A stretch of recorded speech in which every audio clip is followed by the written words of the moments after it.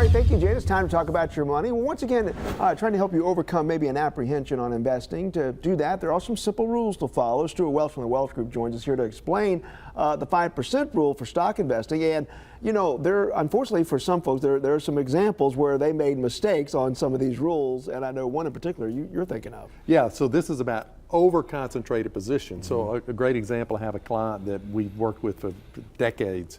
And for years, we had said they had an over-concentrated position in a particular bank stock. Okay. And we had said, we need to reduce this position because it was a substantial part of their net worth.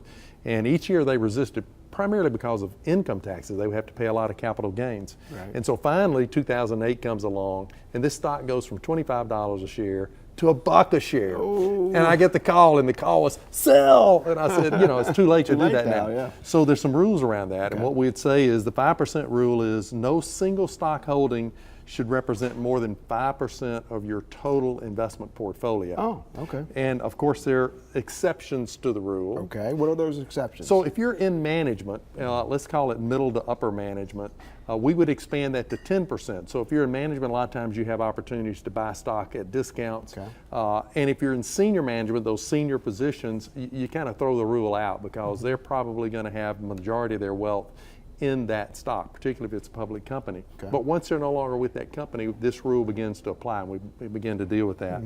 Also, there's taxes. Taxes actually do matter. They do matter. So if you're a high income earner, the combination of federal and state taxes can be as much as about 30%. So a 30% haircut is a big barrier.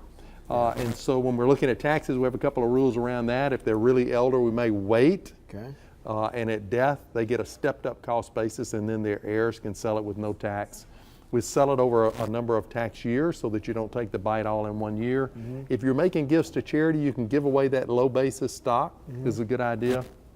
And then if your net worth is big enough, it's in that concentrated, losing that money doesn't affect your lifestyle, then we can say you can continue to hold what if you're like what if you're like Forrest and Lieutenant Dan, and you like the certain kind of fruit company like Apple, and you really believe in it, and you think that was just you know, are there exceptions in that regard too?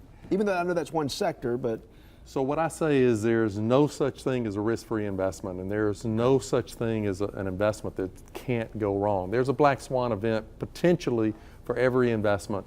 And again, so it's better to protect yourself. It is better to protect yourself, and so there are some things that people love and want to stay with, and they might be lucky, but they might be really unlucky. Gotcha. All right, follow the 5% rule. Appreciate it, Stewart. Thanks, Mike. All right.